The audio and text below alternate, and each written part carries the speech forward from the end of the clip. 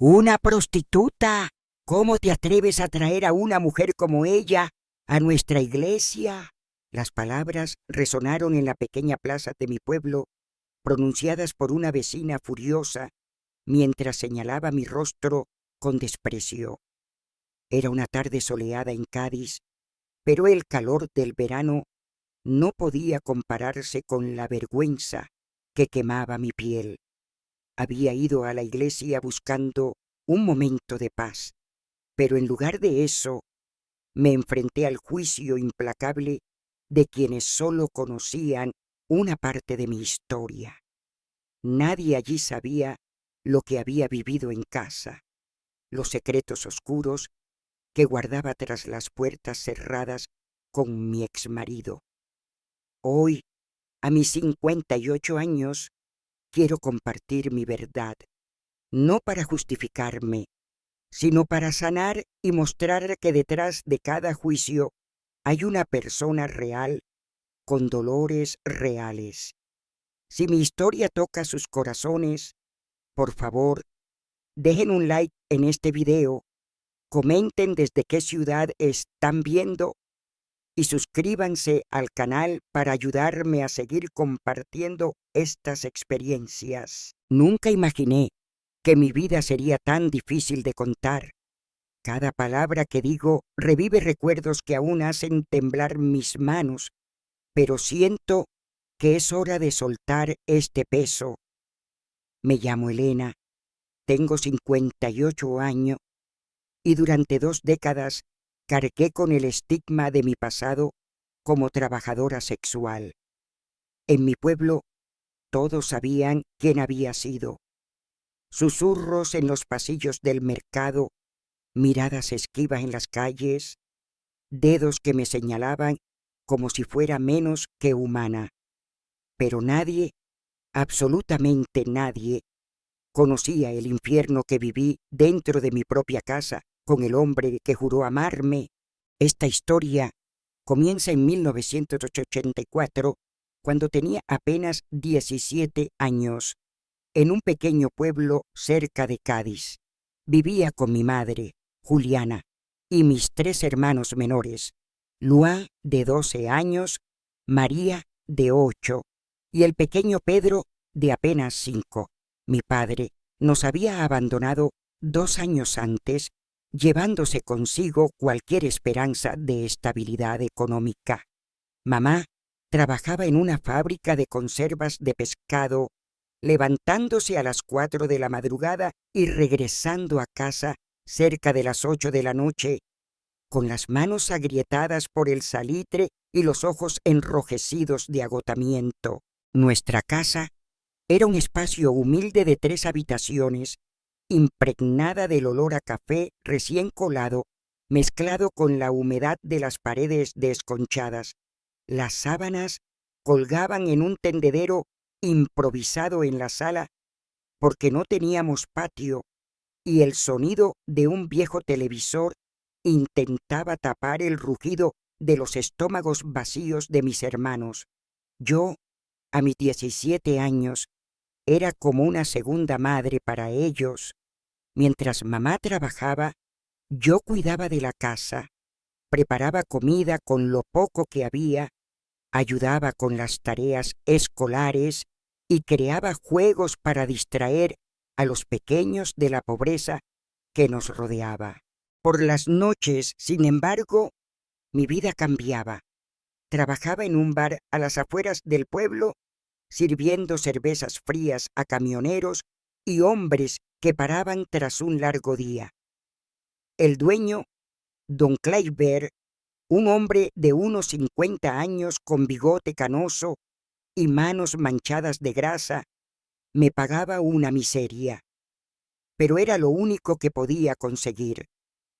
Al principio, solo servía bebidas y limpiaba mesas, pero con el tiempo, algunos clientes comenzaron a hacerme propuestas. Ofrecían dinero, mucho más de lo que ganaba en una semana entera. La primera vez que acepté, acababa de cumplir 18 años. Pedro llevaba 3 días con fiebre alta y no teníamos ni para comprar medicinas. Recuerdo haberme encerrado en el baño del bar, mirando mi reflejo en un espejo roto, llorando mientras intentaba convencerme de que sería solo una vez, solo para salvar a mi hermano. El hombre, un viajante de paso, prometió regresar la semana siguiente. Rezaba para que no volviera, pero en el fondo sabía que si ofrecía dinero otra vez, probablemente lo aceptaría. Y así fue. Una vez se convirtió en 2, luego en 5, y pronto en una rutina que odiaba con toda mi alma, pero de la que no podía escapar. El dinero que llevaba a casa marcaba la diferencia. Medicinas cuando alguien enfermaba, carne para la comida del domingo, zapatos nuevos para que los niños no fueran a la escuela con vergüenza. Mamá nunca preguntó de dónde venía ese dinero extra, y yo nunca lo conté. Creo que ella lo sabía, en el fondo de su corazón, pero ambas fingíamos que no. Era más fácil así. Los meses pasaron en una danza agotadora entre la culpa que me consumía durante el día y la necesidad que me empujaba al bar cada noche. Me sentía partida en 2. La Elena, que cuidaba de sus hermanos, que hacía galletas para sus meriendas escolares, y la otra Elena, la que hacía cosas de las que se avergonzaba para sobrevivir. Dejé de mirarme en los espejos. El sueño se volvió esquivo y un nudo en la garganta me acompañaba cada vez que María me abrazaba y decía que era la mejor hermana del mundo. Fue en una de esas noches cuando estaba particularmente destrozada, tras un cliente grosero, que conocí a Diego. Llegó al bar en un jueves lluvioso de septiembre, conduciendo un coche nuevo, vestido con ropa limpia y oliendo a un perfume caro que contrastaba con el ambiente sucio del lugar. Diego tenía 35 años, estaba casado, pero decía que su esposa no lo entendía. Era ingeniero en una empresa de construcción en Sevilla, a 2 horas de nuestro pueblo, y venía una vez al mes para supervisar una obra. Desde el primer encuentro, Diego se mostró diferente. No me trataba como mercancía. Preguntaba mi nombre, cómo estaba, qué sueños tenía. «Eres demasiado hermosa para estar en este lugar», me dijo en nuestra tercera charla, mientras tomábamos una cerveza en una mesa al fondo del bar. «Mereces algo mejor en la vida». Sus palabras fueron como un bálsamo para mi alma herida. Por primera vez en meses, alguien me miraba como si fuera más que un cuerpo disponible por unas monedas arrugadas. Diego comenzó a buscarme cada vez que venía al pueblo. Hablábamos durante horas. Me contaba sobre Sevilla, sobre lugares que nunca había visitado, sobre películas que nunca había visto. Decía que era inteligente, que tenía potencial, que solo necesitaba una oportunidad para brillar. Empecé a soñar despierta con una vida diferente, lejos de ese bar, lejos de la necesidad que me obligaba a hacer cosas que herían mi espíritu. En diciembre de ese año, Diego llegó con una propuesta que cambiaría mi vida para siempre. Se había separado de su esposa y quería que me fuera a vivir con él a Sevilla. «No necesitas trabajar más en este lugar», dijo, sosteniendo mis manos con suavidad. «Voy a cuidar de ti. Vamos a construir una vida juntos. Mereces ser feliz, Elena». Sus palabras sonaban como un sueño imposible haciéndose realidad. No podía dejar de pensar en la propuesta de Diego. Durante días, mi mente oscilaba entre la esperanza y el miedo. Por las noches, acostada en la litera que compartía con María, Imaginaba cómo sería despertar en una casa de verdad, con agua caliente, con una nevera llena, sin tener que venderme para sostener a mi familia. Pero una voz en mi interior susurraba que nada era tan sencillo, que en la vida nada era gratis, especialmente para chicas como yo. A pesar de las dudas, la esperanza fue más fuerte que la cautela. En la víspera de Navidad de 1984, preparé mi equipaje en una bolsa de plástico del supermercado y me despedí de mi familia. Mamá lloró en silencio, me abrazó con fuerza y susurró: «Sé feliz, hija mía, te lo mereces». Los pequeños no entendían del todo lo que pasaba, pero sentían que era una despedida importante. Pedro se aferró a mi pierna y me pidió que no me fuera. Estuve a punto de rendirme, de tomar la bolsa y volver a mi lugar en la litera. Pero Diego estaba en la puerta, con el coche encendido y una sonrisa tranquilizadora. «Todo va a salir bien», dijo, y quise creerle con todo mi corazón. Subí al coche y partí hacia una vida nueva, dejando atrás no solo a mi familia, sino también a la chica que era, sin saber que caminaba hacia un infierno que duraría 2 décadas. El viaje a Sevilla duró 3 horas, pero pareció una eternidad. Diego conducía en silencio. El radio sonaba bajito con baladas románticas, y yo miraba por la ventana, viendo cómo el paisaje cambiaba lentamente. Las casitas humildes del pueblo dieron paso a edificios cada vez más altos. Los caminos de tierra se transformaron en avenidas asfaltadas con semáforos y tráfico intenso. Todo era nuevo, aterrador y emocionante al mismo tiempo. La casa de Diego estaba en un barrio de clase media, una construcción de 2 pisos con un jardín pequeño en la entrada y un garaje cubierto. Desde fuera parecía un sueño hecho realidad.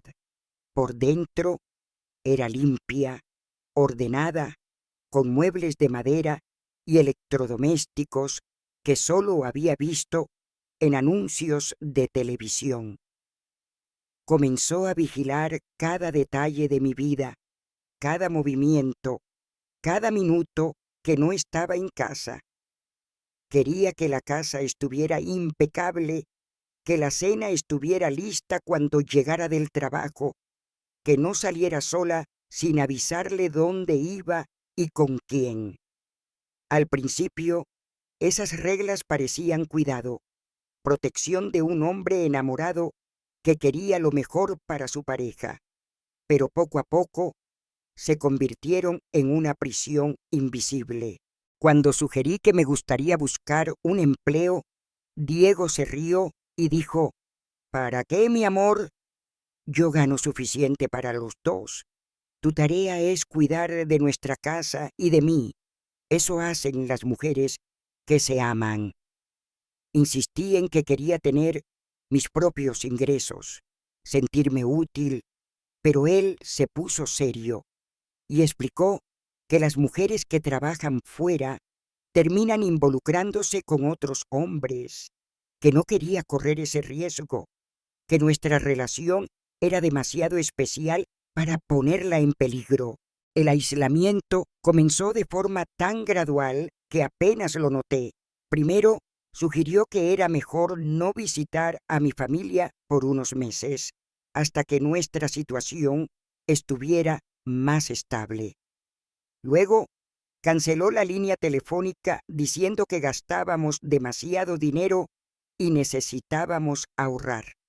Cuando pregunté si podía usar el teléfono de su trabajo para llamar a casa, explicó que eso podría dañar su carrera, que a su jefe no le gustaba que los empleados usaran el teléfono de la empresa para asuntos personales. Poco a poco, mi mundo se fue encogiendo. La casa de 2 pisos, que al principio parecía un palacio, comenzó a darme claustrofobia. Pasaba los días limpiando los mismos cuartos, preparando comidas elaboradas que Diego a veces ni siquiera elogiaba, viendo programas de televisión que no me interesaban solo para pasar el tiempo. Cuando salía al mercado del barrio, sentía que era una escapada secreta, un momento robado de libertad. Incluso el sexo cambió. Al principio, Diego era cariñoso, paciente, me trataba como si fuera de cristal, pero con el tiempo se volvió más exigente, más posesivo. Quería que estuviera siempre disponible, siempre dispuesta, sin importar cómo me sentía. Si no estaba de humor, se ponía de mal humor. Decía que ya no lo amaba, que tal vez se había equivocado conmigo. «Eras diferente cuando te conocí», me dijo una noche, después de que rechacé sus avances porque tenía dolor de cabeza. «Más cariñosa, más dedicada. Ahora siempre estás cansada, siempre con excusas». Sus palabras me golpearon como un puñetazo en el estómago, no solo por lo que dijo, sino por la forma en que lo dijo, con una crueldad fría que nunca antes había mostrado. Empecé a cuestionarme si realmente había cambiado, si era ingrata con el hombre que me había sacado de una vida difícil y me había dado un hogar. Tal vez tenía razón, tal vez no sabía valorar lo que tenía. Esas dudas me consumían durante las largas tardes vacías, mientras doblaba ropa o pasaba la aspiradora por las alfombras por tercera vez en el mismo día. Fue en una mañana de abril, casi 4 meses después de llegar a Sevilla, cuando todo cambió definitivamente. Estaba en la cocina preparando café cuando escuché una llave girando en la cerradura de la puerta principal. Pensé que era Diego, que regresaba por algo que había olvidado, como ya había pasado otras veces, pero la voz que gritó «Diego, ¿dónde estás?», era femenina. Mi corazón se aceleró. Me quedé paralizada en la cocina, sosteniendo la taza de café que estaba sirviendo sin saber qué hacer. La mujer siguió gritando, ahora más alto. «Diego, tu coche está en el garaje. Sé que estás aquí». Respiré hondo y caminé hacia el salón. Una mujer rubia, bien vestida, estaba parada en medio de la sala, mirando a su alrededor con una mezcla de rabia y confusión en el rostro. Cuando me vio, se quedó boquiabierta. «¿Quién eres tú?», preguntó con una voz que temblaba entre sorpresa e indignación. «Yo vivo aquí. Soy Elena», respondí, intentando mantener la calma. «¿Y tú eres?» Yo vivo aquí. Esta es mi casa. Soy Sandra, la esposa de Diego». El mundo dio vueltas a mi alrededor. La taza se me escapó de las manos y se estrelló contra el suelo, esparciendo el café caliente por los azulejos. Sandra siguió hablando, pero apenas podía entender sus palabras. Algo sobre un viaje de trabajo cancelado, sobre regresar antes a casa, sobre no entender qué estaba pasando. «¿Esposa?», logré susurrar cuando recuperé la voz. «Claro que soy su esposa. Llevamos 12 años casados. ¿Y tú? ¿Quién demonios eres?». Antes de que pudiera responder, escuchamos el ruido del coche en el garaje. Diego había llegado. Sandra corrió hacia la puerta y comenzó a gritarle antes de que entrara en la casa. Me quedé en el salón, paralizada, escuchando fragmentos de la discusión. «¿Cómo pudiste hacerme esto en nuestra propia casa? 12 años de matrimonio». Cuando Diego entró en el salón, su rostro estaba rojo de rabia y vergüenza. Me miró con una expresión que nunca olvidaré. No había amor, ni cariño, ni siquiera culpa, solo frialdad y cálculo. Elena, ve al dormitorio, dijo con autoridad. Sandra y yo necesitamos hablar. No, interrumpió Sandra. Ella se queda aquí. Quiero saber quién es esta mujer y qué hace en mi casa. Entonces descubrí la verdad. Diego no se había separado de su esposa. Nunca se había separado. Sandra había estado de viaje por trabajo en Madrid durante 3 meses. Fue en ese tiempo cuando él me llevó a vivir a su casa. No era la novia que había elegido para construir una vida nueva. Era la amante que mantenía escondida mientras su esposa estaba fuera. Es una prostituta que conocí en un bar, dijo Diego a Sandra, como si yo no estuviera en la sala, como si fuera un objeto que estaba explicando. No significa nada. Solo fue una diversión mientras estabas de viaje. Sus palabras me golpearon como un tsunami de humillación. Todo lo que me había dicho sobre amor, sobre un futuro juntos, sobre darme una vida mejor, eran mentiras. Yo era solo un pasatiempo, una muñeca para que él se divirtiera mientras su verdadera esposa estaba lejos. Sandra me miró con desprecio. ¿Una prostituta? Claro, debí imaginarlo. Luego se volvió hacia Diego. Quiero que salga de mi casa ahora mismo. Elena, dijo Diego sin mirarme a los ojos, ve a hacer tu maleta, te llevaré. Subí al dormitorio con las piernas temblorosas, sintiéndome completamente perdida. Todo el sueño se había hecho añicos en cuestión de minutos. No tenía a dónde ir, ni dinero, ni siquiera un billete de autobús para volver a casa. Metí mis pocas pertenencias en la misma bolsa de plástico con la que había llegado 4 meses antes y bajé las escaleras, intentando conservar un ápice de dignidad. Diego me llevó a la estación de autobuses en un silencio absoluto.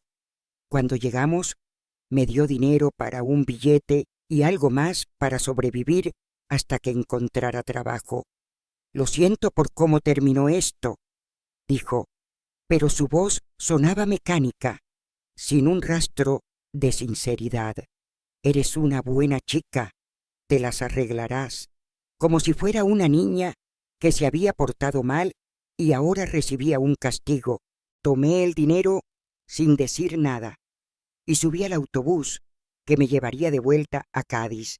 Durante las 3 horas de viaje, lloré en silencio, mirando por la ventana, intentando procesar todo lo que había pasado. Cuando llegué a casa, era casi medianoche. Mamá abrió la puerta y me abrazó sin hacer preguntas. Los pequeños ya dormían, y fue mejor así.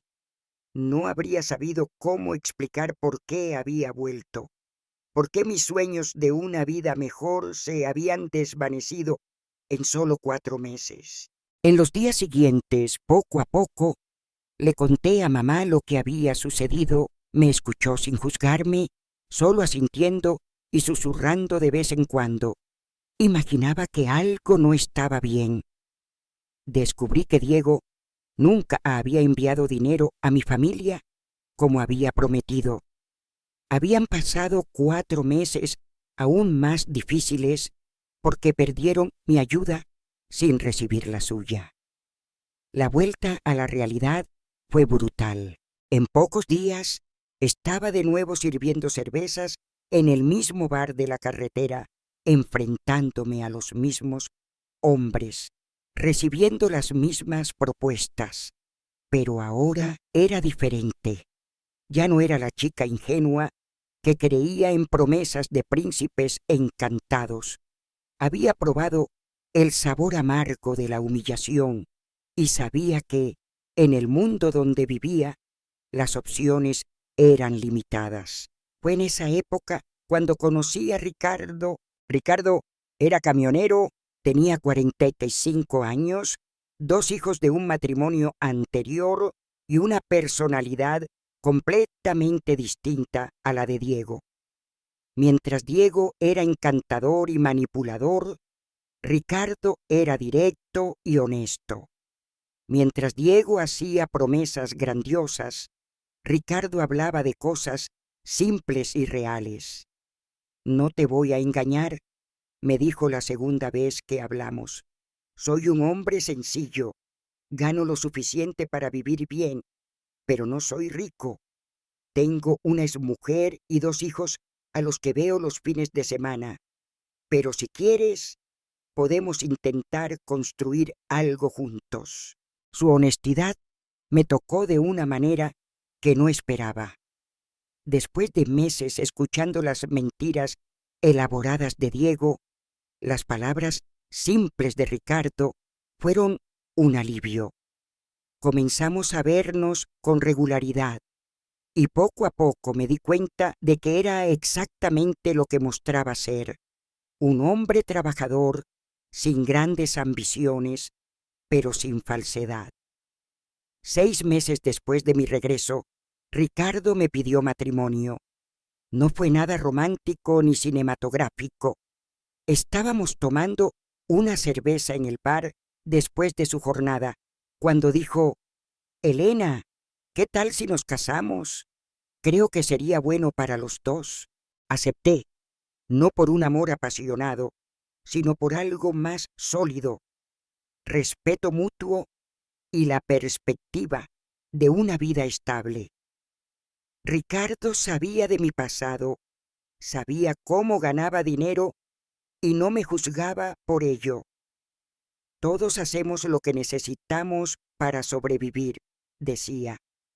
Lo que importa es quién eres por dentro. Nos casamos en una ceremonia sencilla en la iglesia del barrio, solo con nuestras familias.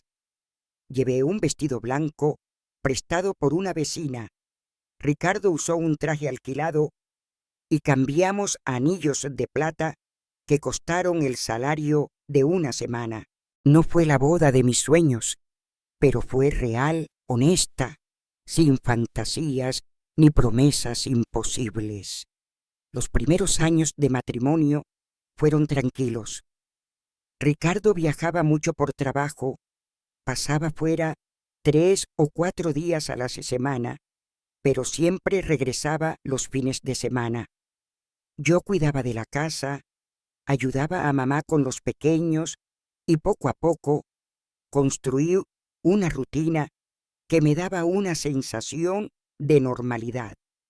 Pero fue precisamente esa normalidad lo que comenzó a molestar a Ricardo. Después de 2 años de casados, empezó a hacer comentarios sobre mi pasado que antes había ignorado.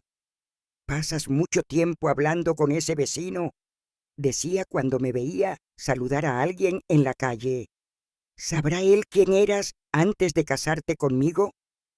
Al principio pensé que eran inseguridades normales de cualquier relación, pero los comentarios se hicieron más frecuentes y más hirientes. Ricardo comenzó a cuestionarme sobre cada persona con la que hablaba, cada lugar al que iba, cada minuto de mi día cuando él no estaba en casa. «No entiendes lo difícil que es para un hombre estar casado con una mujer como tú», me dijo en una discusión que comenzó por una charla inocente con el panadero. «Todo el pueblo sabe de tu pasado. Cada vez que salgo a la calle, los otros hombres me miran de forma diferente». «Pero eso fue antes de casarnos», respondí. «Dijiste que no te importaba, que lo importante era quién soy por dentro». «Pensé que no me importaría, pero es más difícil de lo que imaginaba», contestó. Esa conversación marcó el inicio de una fase nueva y terrible en nuestro matrimonio. Ricardo comenzó a reprocharme constantemente por pecados del pasado que no podía cambiar. Cada vez que regresaba de un viaje, traía una nueva sospecha, una nueva acusación una nueva forma de hacerme sentir culpable por cosas que habían ocurrido antes de conocerlo. Fulano me dijo que te vio hablando con el farmacéutico. Decía, ¿qué hacías allí? ¿Por qué no compraste el medicamento en la farmacia del otro lado del pueblo? Explicaba que había ido a la farmacia más cercana porque tenía prisa, que solo hablé del medicamento que compraba, pero él dudaba de todo, cuestionaba cada detalle, me hacía repetir la historia varias veces buscando inconsistencias. Lo peor era que usaba mi pasado como arma en cada discusión. Si discrepaba con su opinión, si cuestionaba una decisión, si simplemente expresaba querer hacer algo diferente, me recordaba de dónde venía, quién era antes de que él me salvara. «Deberías estar agradecida», gritó en una discusión particularmente violenta. ¿Qué otro hombre se casaría con una exprostituta? ¿Qué otro hombre te daría el respeto de ser su esposa? Deberías quedarte callada en lugar de cuestionar mis decisiones. Sus palabras me cortaron como cuchillos. Era como si tomara lo más herido de mí y echara sal en la herida cada día. Comencé a sentirme pequeña de nuevo, insignificante, como si realmente debiera estar eternamente agradecida por cualquier migaja de respeto que recibiera. Con los años, el control de Ricardo se intensificó de formas que nunca imaginé. Empezó a controlar cada céntimo que entraba en casa. No podía comprar nada sin su permiso previo. No podía darle dinero a mamá cuando lo necesitaba. Ni siquiera podía comprar un pintalabios sin justificar el gasto. «El dinero no crece en los árboles», decía cada vez que pedía unas monedas para algo, «y mujeres como tú no saben el valor del dinero honesto. Están acostumbradas a ganar dinero fácil». «Mujeres como tú» se convirtió en su frase favorita. «Mujeres como tú no deberían quejarse. Mujeres como tú no tienen derecho a exigir nada. Mujeres como tú deberían agradecer tener un tejado sobre la cabeza». Era como si mi pasado fuera una marca permanente, una cicatriz que nunca sanaría, y que él se empeñaba en hurgar para ponerme en mi lugar. El aislamiento se profundizó lentamente. Ricardo me prohibía visitar a mi familia con frecuencia. Decía que pasaba demasiado tiempo con ellos y poco cuidando de nuestra casa. Cuando insistía en ver a mamá, creaba problemas, iniciaba discusiones, hacía dramas hasta que desistía solo por tener paz. «Tu madre te crió mal», decía. «Si te hubiera educado bien, no habrías terminado siendo lo que fuiste. Es mejor que te alejes de esa mala influencia». Incluso cuando lograba visitar a mamá, tenía que mentir sobre cómo estaba mi vida. ¿Cómo podía contarle que el hombre que me había salvado se estaba convirtiendo en mi carcelero? ¿Cómo explicar que me sentía más atrapada en ese matrimonio que cuando trabajaba en el bar? Ricardo también empezó a beber más. Al principio eran solo unas cervezas los fines de semana. Luego pasaron a ser cervezas diarias al llegar de sus viajes. Con el tiempo, la cerveza se convirtió en aguardiente y el aguardiente trajo consigo una agresividad que antes lograba controlar. Las primeras agresiones fueron solo verbales. Gritaba por cualquier motivo. Si la comida no estaba como quería, si la casa no estaba ordenada a su gusto, si tardaba en atenderlo cuando llegaba, los gritos venían acompañados de amenazas. «Te mandaré de vuelta a ese bar. contaré a todos quién eres realmente. Sin mí no eres nada. La primera vez que levantó la mano contra mí fue un jueves por la noche. Había llegado borracho de un viaje y encontró una olla sucia en el fregadero que olvidé lavar. No fue un golpe fuerte, solo un empujón que me lanzó contra la pared de la cocina, pero el impacto fue inmenso. Nunca, ni en los peores momentos en el bar, ningún hombre me había tocado con violencia. «Lo siento», dijo al día siguiente, con los ojos rojos por la resca y la culpa. «No sé qué me pasó. Estaba muy estresado por el trabajo. Bebí demasiado. No volverá a ocurrir, lo prometo».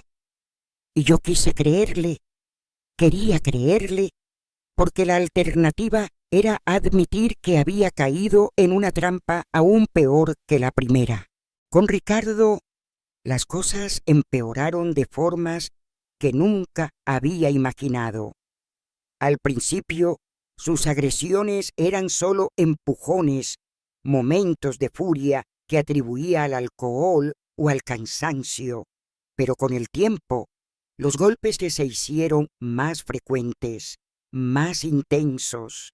Desarrolló una habilidad cruel para herirme en lugares que no se veían cuando estaba vestida. El estómago, la espalda, los brazos. Sabía exactamente cómo golpear sin dejar evidencias visibles. «¿Quién te va a creer?», me decía después de cada agresión cuando amenazaba con contárselo a alguien. «Todo el mundo sabe quién eres. Pensarán que lo mereces, que estás inventando historias para llamar la atención». Y tenía razón. En un pueblo pequeño como el nuestro, donde todos conocían mi pasado, ¿quién iba a creer que la exprostituta era víctima de su marido trabajador? ¿Quién se iba a preocupar por el sufrimiento de una mujer que ya había sido juzgada y condenada por la sociedad? Me pasaba los días caminando sobre cáscaras de huevo, intentando adivinar su humor, esforzándome por hacer todo perfecto para no darle motivos para explotar. Vivía en un estado de alerta constante, siempre con miedo de lo que podría pasar cuando regresara de su próximo viaje. Lo peor era que entre las crisis, Ricardo podía ser cariñoso, traía regalos de sus viajes, me llevaba a cenar fuera, me decía que me amaba y que no podía vivir sin mí. Esos momentos de ternura me confundían, me hacían aferrarme a la esperanza de que tal vez cambiaría, de que podríamos tener un matrimonio normal. «Solo me pongo así porque te amo demasiado», explicaba después de una crisis particularmente violenta. «No soporto la idea de perderte. Cuando veo a otros hombres mirándote me vuelvo loco de celos». Pero no eran solo las miradas lo que lo molestaba. Con el tiempo, cualquier interacción mía con el mundo exterior se convirtió en motivo de sospecha. Si saludaba al vecino, estaba coqueteando. Si hablaba con la cajera del mercado, estaba haciendo amistades innecesarias. Si tardaba más de lo esperado en hacer las compras, estaba encontrándome con alguien a escondidas. Ricardo comenzó a seguirme. Lo descubrí una tarde cuando salí a comprar medicinas para el dolor de cabeza y vi su coche aparcado en una esquina, con él dentro, observando la farmacia. Cuando llegué a casa, él estaba allí, fingiendo que acababa de llegar. «¿Cómo fue en la farmacia?», preguntó con un tono casual que no engañaba. «Normal», respondí. «Compré las medicinas que dije que iba a comprar». «¿Hablaste con alguien?». «Solo con el farmacéutico, sobre el medicamento. Es joven, ¿verdad? Atractivo». y así comenzaba otro interrogatorio. Ricardo convirtió mi vida en una investigación constante, donde cada movimiento mío era analizado, cuestionado, juzgado. Me sentía como una criminal en libertad condicional, siempre dando cuentas, siempre justificando mi inocencia. La situación empeoró aún más cuando Ricardo perdió su empleo. La empresa de transporte donde trabajaba cerró y a sus 52 años le costó encontrar otro trabajo en el sector. Pasó meses desempleado, bebiendo cada vez más, descargando su frustración en mí. «Todo es tu culpa», gritaba durante las crisis. Si no me hubiera casado con una mujer marcada, tal vez habría encontrado trabajo más fácil. Todo el mundo sabe quién eres y eso también mancha a mi reputación, como si mi pasado fuera responsable de la crisis económica que cerró su empresa, como si mi historia tuviera alguna influencia en el mercado laboral. Pero en su cabeza yo era la culpable de todos los problemas de nuestra vida. Fue en esa época cuando Ricardo empezó a sugerir que volviera a trabajar. «Tú sabes cómo hacerlo», dijo una mañana mientras contaba las monedas que quedaban en el tarro donde guardábamos el dinero de emergencia. «Es una habilidad que tienes, ¿por qué no usarla?». La sugerencia me dejó en shock. El hombre que me agredía por celos, que me controlaba por mi pasado, ahora me estaba proponiendo que volviera a prostituirme para mantener la casa. «¿Cómo puedes pedirme algo así?», pregunté, sintiendo una mezcla de asco e incredulidad. «No te lo estoy pidiendo», respondió. «Es una solución práctica para nuestros problemas. Lo hiciste durante años. No te vas a morir por hacerlo unas veces más». «Pero dijiste que me amabas, que me respetabas». «Y te amo, y te respeto. Pero el amor no paga las cuentas, Elena. Tienes que contribuir a esta casa». En ese momento comprendí hasta dónde había llegado la distorsión de nuestra relación. Ricardo me había salvado de la prostitución solo para convertirme en su esposa, pero cuando necesitó dinero, no dudó en sugerir que regresara exactamente al lugar de donde me había sacado. Me negué. Dije que prefería buscar trabajo en tiendas, oficinas, cualquier cosa honesta. Ricardo se rió con desprecio. «¿Qué tienda va a contratar que una mujer como tú? ¿Qué oficina querrá a una exprostituta atendiendo clientes? ¿Crees que la gente olvida? ¿Crees que alguien te dará una oportunidad?». Desgraciadamente, tenía razón en una cosa. Encontrar empleo en un pueblo pequeño con mi reputación sería casi imposible, pero tenía que intentarlo. Pasé semanas tocando puertas, dejando mi nombre en tiendas, ofreciéndome para trabajar, aunque fuera por un salario bajo. Todas las respuestas eran iguales. «No tenemos vacantes por el momento», siempre acompañadas de una mirada que decía mucho más que las palabras. Finalmente, conseguí un empleo en una lavandería al otro lado del pueblo. El trabajo era pesado, el salario una miseria, pero era honesto. Me levantaba a las 5 de la mañana para tomar 2 autobuses y llegar al trabajo a las 7. Regresaba a casa a las 7 de la noche, agotada, con las manos heridas por el jabón y la espalda dolorida de estar inclinada sobre las máquinas de lavar.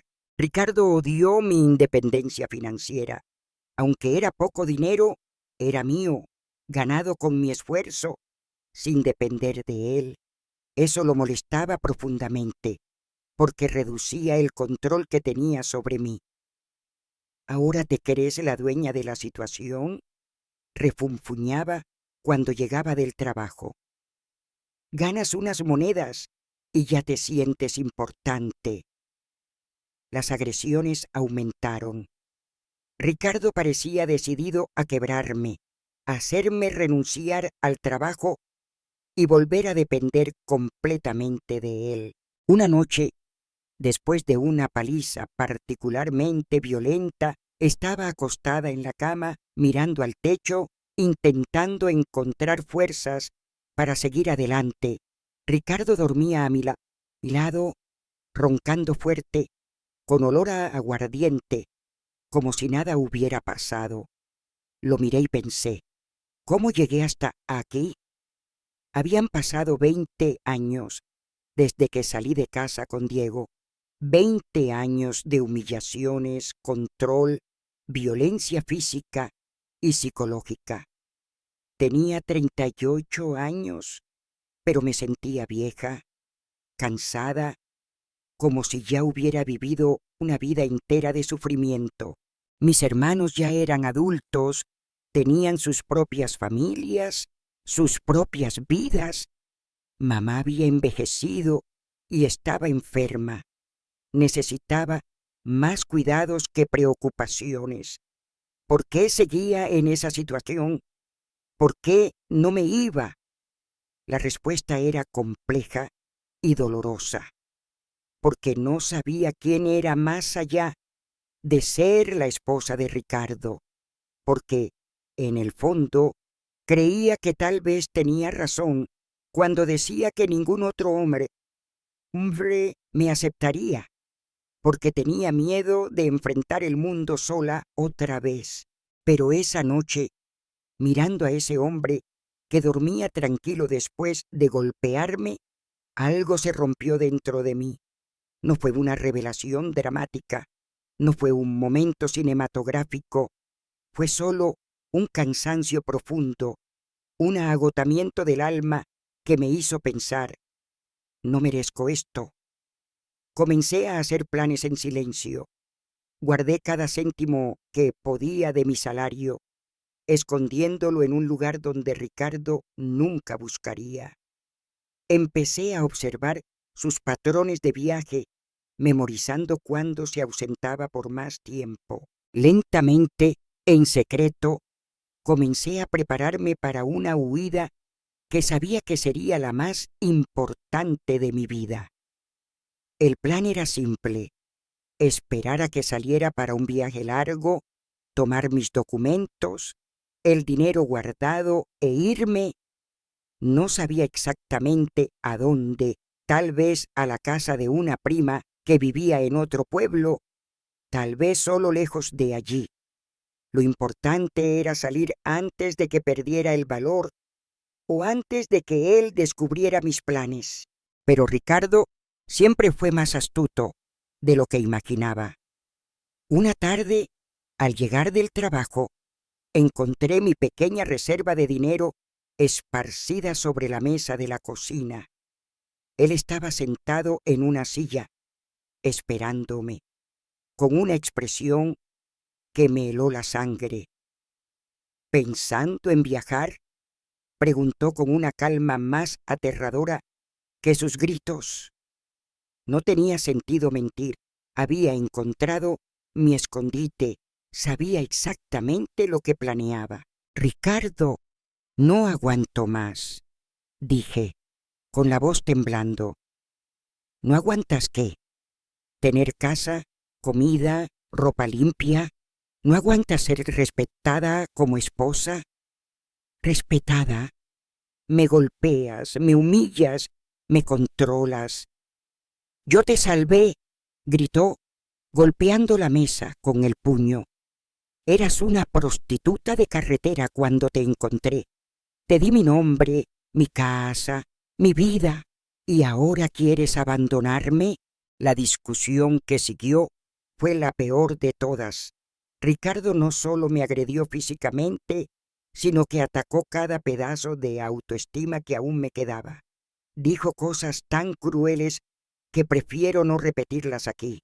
Al final, cuando estaba en el suelo de la cocina, sangrando y llorando, se arrodilló a mi lado y susurró: «Nunca vas a escapar de mí, Elena. ¿Y sabes por qué? Porque sabes que tengo razón. Sabes que sin mí no eres nada. Puedes intentar huir, pero volverás corriendo porque no tienes a dónde ir». Ricardo quemó todo el dinero que había guardado, una moneda tras otra, obligándome a mirar mientras mi libertad se convertía en cenizas frente a mis ojos. Desde ese día redobló su vigilancia. Comenzó a llevarme y buscarme al trabajo, controlando cada minuto de mi día. Revisaba mi bolso todas las noches, buscando dinero escondido. Llegó al punto de contar las monedas del cambio cuando regresaba del mercado, para asegurarse de que no estaba guardando nada. El aislamiento se volvió casi absoluto. Solo salía de casa para trabajar y hacer compras esenciales, siempre acompañada o estrictamente cronometrada. Ricardo había logrado convertirme en una prisionera en mi propia vida. Y lo peor era que una parte de mí empezó a creer que tenía razón, que realmente no podría sobrevivir sola. Durante casi 5 años viví esa rutina de prisión doméstica. Trabajar, volver a casa, recibir golpes, dormir, despertar y repetir. Mis sueños se reducían a fantasías de libertad que sabía que nunca se harían realidad. Tenía 43 años y me sentía como una anciana, como si la vida ya hubiera pasado y solo me quedara soportarlo hasta el final. Todo cambió cuando mamá enfermó. Recibí una llamada en la lavandería. Era María, mi hermana, llorando al teléfono. «Elena, tienes que venir. Mamá se puso mal. Está en el hospital. Los médicos dicen que es grave». Cuando se lo conté a Ricardo, se puso furioso. «No vas a ir a ninguna parte», dijo. «Tu madre siempre ha sido dramática. Seguro que es una exageración para sacarte de casa». «Ricardo está en el hospital. Puede ser serio», insistí. «¿Y qué? Tu obligación es conmigo. Tu familia ahora está aquí». Por primera vez en años lo enfrenté de verdad. «Voy a ver a mi madre, con o sin tu permiso». Me golpeó tanto que tuve que faltar al trabajo al día siguiente para que no vieran las marcas en mi rostro. Pero incluso herida, incluso con miedo, sabía que tenía que ir. Era mi madre, la mujer que me había criado, que nunca me había juzgado, que siempre me había amado incondicionalmente. Esperé a que Ricardo saliera para un viaje y escapé. No para siempre. Sabía que tendría que volver, pero al menos para ver a mamá. Tomé el primer autobús a mi pueblo natal y llegué al hospital al final de la tarde. Mamá estaba en una cama blanca, delgada, frágil, con cables y tubos conectados a su cuerpo pequeño. Cuando me vio, sonrió con los ojos porque apenas podía hablar. Tomé su mano y lloré como no lo había hecho en años. «Hija mía», susurró con esfuerzo, «qué delgada estás. ¿Estás comiendo bien?»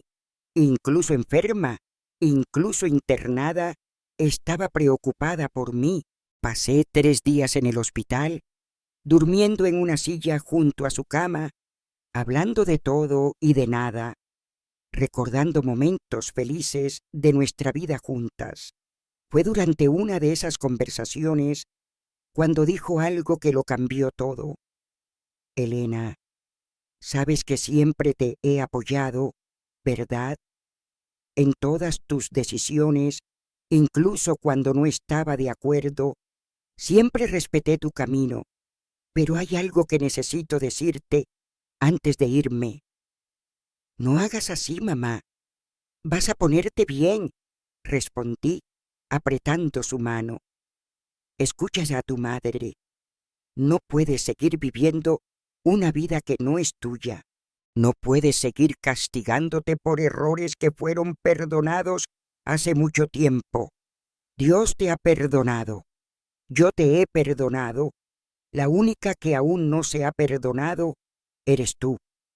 Hija, prométeme que serás feliz. Prométeme que encontrarás una manera de vivir en paz. Mereces amor verdadero, no esa cosa enferma que tienes en casa. ¿Cómo lo sabía? ¿Cómo había descubierto lo de Ricardo? Nunca le había contado detalles a nadie de la familia. Siempre fingí que todo estaba bien, pero las madres saben, las madres sienten. Miró dentro de mis ojos y vio todo el dolor que cargaba. ¿Prometes?, insistió, apretando mi mano con una fuerza que no sabía que aún tenía. Prometo, mamá, respondí, con lágrimas corriendo por mi rostro. Ella murió 2 días después, durmiendo en paz. Yo estaba sosteniendo su mano cuando se fue. Fue como si una parte de mí muriera con ella, pero al mismo tiempo, como si me hubiera dado permiso para vivir de verdad por primera vez. El funeral fue sencillo, con la presencia de la familia y algunos vecinos antiguos. Ricardo apareció en el entierro, furioso por mi desobediencia, pero conteniendo su rabia por las circunstancias. Me dio 2 días para resolver los asuntos de la herencia y volver a casa. Durante esos 2 días hablé mucho con mis hermanos.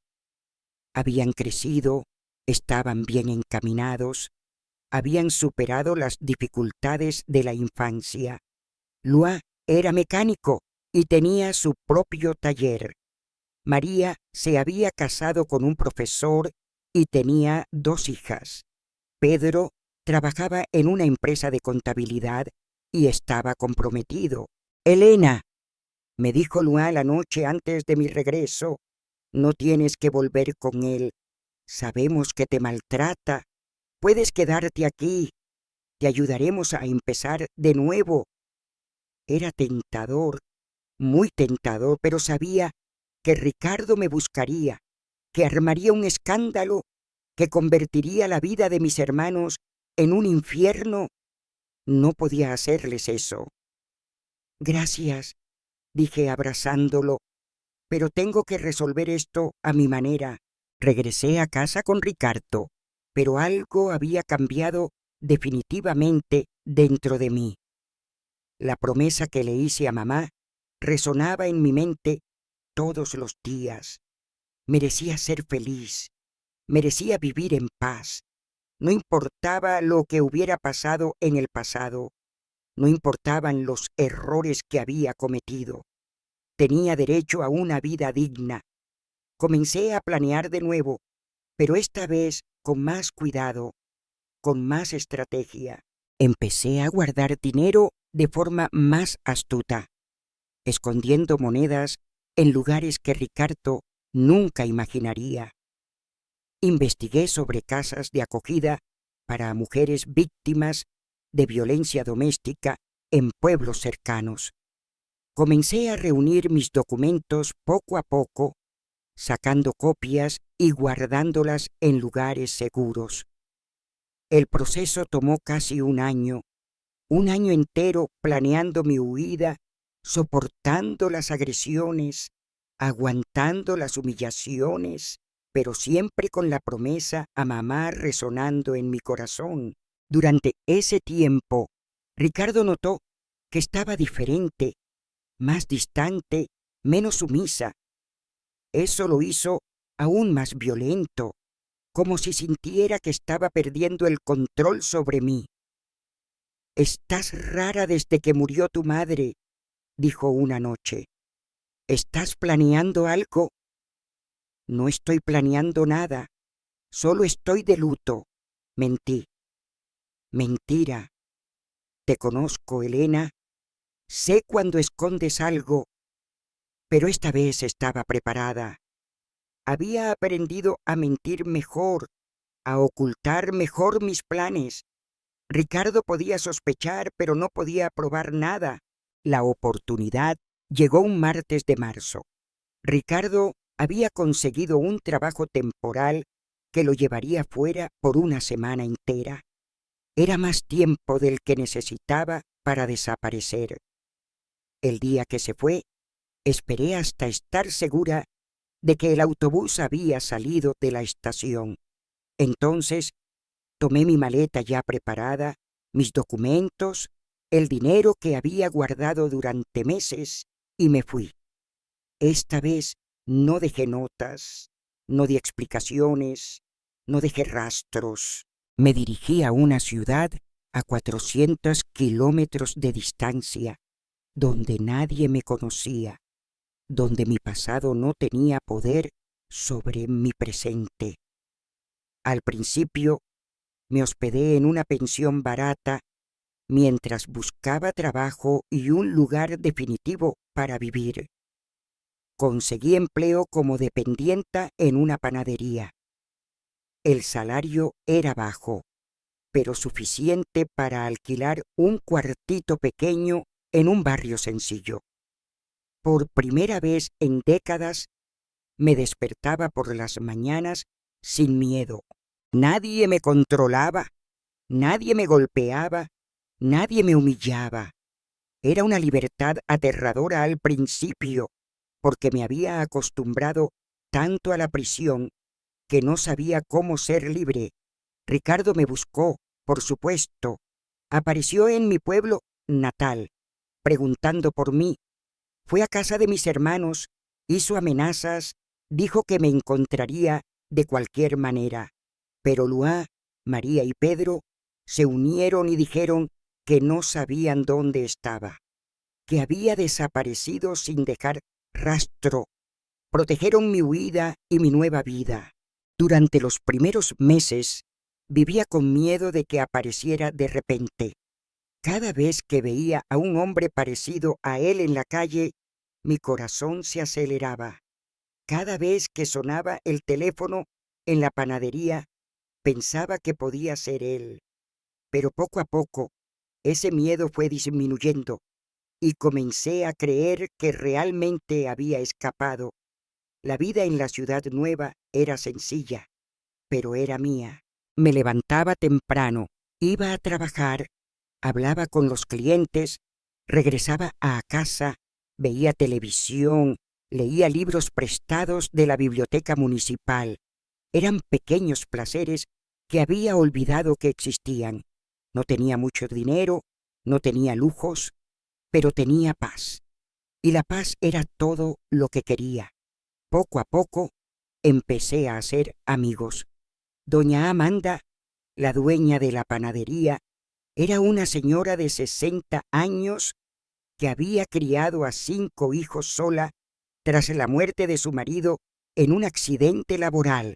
Nunca preguntó mucho sobre mi pasado, solo dijo: todos merecen un nuevo comienzo, Elena. Lo que importa es quién eres hoy. También estaba don Miguel, un señor viudo que compraba pan todos los días y siempre se detenía a charlar unos minutos.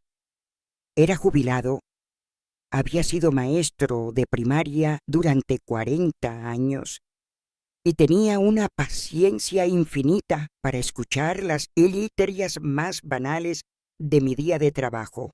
Nunca intentó nada más allá de la amistad, nunca hizo preguntas indiscretas, solo ofrecía una compañía amable y respetuosa. 2 años pasaron así, en una rutina tranquila que me sanaba poco a poco. Estaba aprendiendo a quererme de nuevo, a creer que merecía cosas buenas, a confiar en las personas sin un miedo excesivo. No era fácil deshacer décadas de dolor y humillación, pero lo estaba logrando. Fue cuando finalmente me sentía segura que Ricardo reapareció. Era una mañana de sábado. Estaba abriendo la panadería porque doña Amanda había viajado a la boda de una nieta. Cuando levanté la persiana, lo vi parado al otro lado de la calle mirándome. Mi sangre se heló. Estaba más delgado, más viejo, con el cabello completamente gris, pero era él. Me había encontrado después de 2 años de búsqueda. Intenté no mostrar pánico. Terminé de abrir la panadería, encendí las máquinas, organicé los panes en la vitrina, todo mientras evitaba mirar hacia la calle. Pero él seguía allí, solo observando, como un depredador estudiando a su presa. Alrededor de las 10 de la mañana, entró en la panadería. Mi corazón latía tan fuerte que pensé que se me iba a salir del pecho. «Hola, Elena», dijo con una voz tranquila, como si fuera un cliente cualquiera. «Ricardo», logré responder, intentando mantener la voz firme. «¿Estás bien? ¿Te ves más delgada? Más bien. ¿Qué quieres?», pregunté directamente. «¿Hablar? ¿Solo hablar?». Había otros clientes en la panadería, lo que me daba una relativa sensación de seguridad. Ricardo no haría un escándalo frente a extraños. Conocía sus patrones. «No tenemos nada de qué hablar», dije con firmeza. «Claro que sí. Llevamos casados más de 20 años. No puedes simplemente desaparecer y fingir que nuestra vida juntos no existió». «¿Qué vida? Me golpeabas, me controlabas, me humillabas». «Te amaba», interrumpió, «y aún te amo. Por eso vine a buscarte». Amor. Él llamaba amor a 20 años de violencia física y psicológica. «Vete, Ricardo. Por favor», insistí. «No puedo hacer eso. Eres mi esposa». «No soy nada tuyo. Vete o llamaré a la policía», se rió. «¿Y qué le vas a decir a la policía? ¿Que tu marido vino a buscar a su esposa que huyó de casa?». Tenía razón, y ambos lo sabíamos. En esa época, la ley María da Peña no existía. La violencia doméstica no se tomaba en serio, y una mujer que abandonaba el hogar no tenía mucho respaldo legal. Ricardo salió de la panadería, pero se quedó en la ciudad. Durante una semana entera, aparecía todos los días, siempre educado, siempre tranquilo, insistiendo en que solo quería hablar, que quería convencerme de volver a casa. Era una tortura psicológica refinada. Sabía que no podía obligarme físicamente a regresar en un lugar donde tenía amigos y testigos, así que intentaba quebrarme mentalmente. «¿Has cambiado?», dijo uno de los últimos días. «Estás más fuerte, más decidida. Me gusta esta nueva versión de ti». «Si tanto te gusta, ¿por qué no me dejas en paz?», respondí.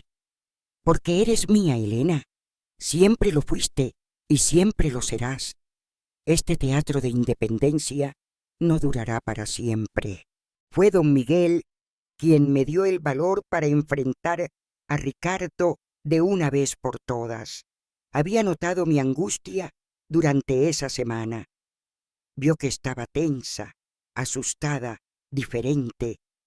Una tarde, cuando Ricardo acababa de salir de la panadería, don Miguel se acercó al mostrador y dijo: «Elena, no tienes que pasar por esto sola. No sé quién es ese hombre, pero veo cómo te pones cuando aparece. Si necesitas ayuda, puedes contar conmigo». Esas palabras simples me tocaron profundamente. ¿Cuánto tiempo había pasado desde que alguien me ofreció ayuda sin esperar Nada a cambio. ¿Cuánto desde que alguien se preocupó genuinamente por mi bienestar? Es mi exmarido, confesé, sorprendida por mi propia valentía. Fui de él hace 2 años. ¿Por qué? Preguntó con suavidad. Porque me golpeaba, porque me controlaba, porque me hacía sentir que no valía nada. Don Miguel escuchó con comprensión. Mi hija mayor pasó por algo así con su primer marido. Sé lo difícil que es, pero fuiste muy valiente al salir. No puedes rendirte ahora. Dice que no va a parar, que me perseguirá hasta que vuelva. Dije, con la voz temblando. Entonces acabemos con esto de una vez por todas. Tienes derecho a vivir en paz. Esa misma tarde, don Miguel me acompañó a la comisaría. El comisario era un hombre joven, diferente de los policías machistas que esperaba encontrar. Escuchó mi historia con atención, tomó notas y explicó que, aunque no existía la ley María da Penca, había formas legales de protegerme. Haremos un parte por perturbación y amenaza, dijo, y hablaré con tu exmarido. A veces eso basta para desanimar este tipo de comportamientos. Ricardo fue llamado a la comisaría al día siguiente. No sé exactamente qué le dijo el comisario, pero funcionó. Desapareció de la ciudad sin despedirse, sin hacer amenazas, sin causar escándalo. Simplemente se fue, como si nunca hubiera estado allí. Pasaron semanas sin noticias suyas, luego meses. Poco a poco comencé a creer que realmente había desistido, que por fin había entendido que nuestra historia estaba terminada para siempre. La vida volvió a la normalidad, pero yo era diferente. La experiencia de enfrentar a Ricardo, de buscar ayuda, de descubrir que no estaba sola, me dio una confianza que no había tenido en décadas. Empecé a participar más en la vida de la comunidad, a hacer más amigos, a aceptar invitaciones a fiestas y reuniones. Fue en una fiesta de San Lúa, en la iglesia local, donde conocí a Kleiber. Kleiber tenía 55 años. Era viudo desde hacía 5 años. Trabajaba como albañil y tenía 3 hijos ya adultos. Era un hombre sencillo, tranquilo, que reía con facilidad y trataba a todos con el mismo respeto, sin importar su clase social o su pasado. Al principio, solo éramos amigos. Venía a la panadería, charlábamos sobre cosas cotidianas. A veces me invitaba a tomar un café en la plaza después del trabajo. No había presión, no había exigencias, solo una amistad ligera y agradable. Tú eres una mujer muy fuerte, me dijo en una de esas charlas. Admiro tu valentía por haber rehecho tu vida sola. ¿Cómo sabes que rehice mi vida? Pregunté, sorprendida. Todos los que te conocen lo ven. Tienes esa forma de ser de alguien que ha pasado por dificultades y salió más fuerte del otro lado. Poco a poco, nuestra amistad se transformó en algo más profundo. Kleiber nunca preguntó detalles sobre mi pasado. Nunca mostró curiosidad morbosa por mi historia anterior. Me aceptaba tal como era en el presente, y eso era más valioso que cualquier promesa grandiosa. Elena, dijo una noche, después de casi 1 año de amistad, me gustaría salir contigo, en serio. No tengo prisa, no tengo exigencias, solo quiero construir algo bonito juntos. Yo tenía 47 años, él 56. No éramos jóvenes soñadores, éramos adultos maduros que sabíamos valorar el compañerismo, el respeto mutuo, el cariño genuino. Acepté su propuesta con el corazón lleno de esperanza. Nuestra relación fue completamente diferente a todo lo que había vivido antes. Kleiber me presentó a mis hijos, me llevó a conocer a sus hermanos, me incluyó en su vida de forma natural y orgullosa. Cuando las personas preguntaban por mi pasado, él simplemente decía: Elena es una mujer trabajadora y honesta. Eso es lo que importa. 2 años después, me pidió matrimonio. Esta vez fue diferente. No fue por necesidad, no fue por escapar, no fue por falta de opciones. Fue por amor, amor real, maduro, basado en respeto y compañerismo. ¿Estás seguro?, pregunté cuando me mostró el anillo sencillo que había comprado. Que hablen lo que quieran, respondió sonriendo. Yo sé quién eres, tú sabes quién soy. ¿Qué más importa? Nos casamos en una ceremonia pequeña, solo con familia y amigos cercanos. Tenía 49 años y llevaba un vestido blanco por segunda vez en mi vida, pero esta vez el blanco representaba realmente un nuevo comienzo, una página en blanco donde podía escribir una historia nueva. Los primeros años de matrimonio con Kleiber fueron los más felices de mi vida adulta. Por primera vez experimenté lo que era tener un verdadero compañero, alguien que compartía las responsabilidades de la casa, que preguntaba por mi día con interés genuino, que respetaba mi espacio y mi independencia. Cuando estaba enferma, él cuidaba de mí. Cuando él estaba molesto por algo, hablábamos hasta resolverlo. Cuando discrepábamos, debatíamos con respeto, sin gritos, sin agresiones, sin humillaciones. Así era como debía ser una relación, y lo estaba descubriendo a los 50 años. Kleiber también me ayudó a reconectar con mi familia. Visitamos a mis hermanos varias veces, y él fue recibido con los brazos abiertos por todos. Por fin, Elena encontró un hombre de verdad, me dijo Lua en una de esas visitas. Se ve que estás feliz de verdad, pero la vida no siempre es lineal, y las cicatrices del pasado a veces regresan cuando menos lo esperamos. Estaba con 52 años cuando Ricardo reapareció en nuestras vidas. No vino a buscarme directamente esta vez. Lo descubrí a través de doña Amanda, que me llamó preocupada. Elena, hay un hombre preguntando por ti en la panadería. Dijo que es tu exmarido, que necesita hablar contigo sobre algo importante. No le di tu dirección, pero pensé que debía avisarte. Mi primer impulso fue el pánico. Después de 6 años de paz, la idea de tener a Ricardo de nuevo en mi vida me aterrorizó. Pero esta vez no estaba sola. Le conté todo a Kleiber y su reacción me sorprendió. Hablaremos con él juntos, dijo con calma. No tienes que enfrentar esto sola.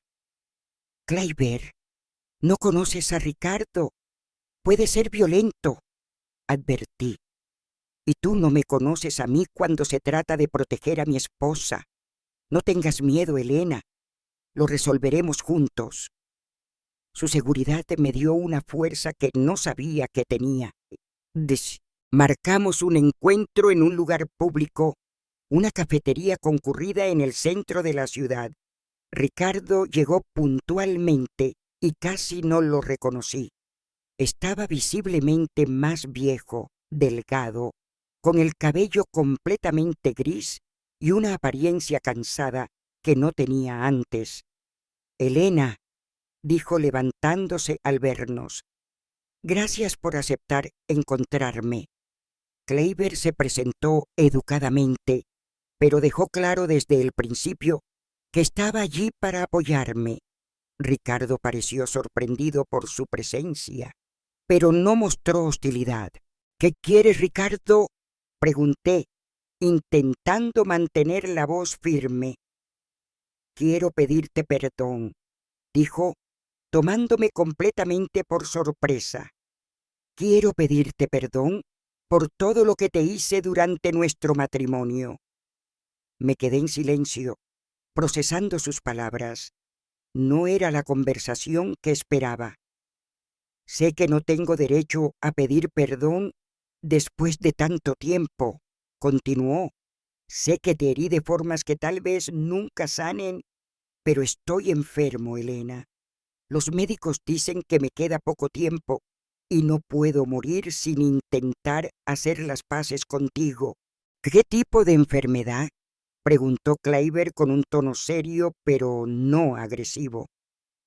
Cáncer de hígado, consecuencia de años de beber. Tengo algunos meses, tal vez un año, si tengo suerte. Era difícil procesar esa información. El hombre que había sido mi verdugo durante tantos años estaba allí, vulnerable, pidiendo perdón, enfrentando su propia mortalidad.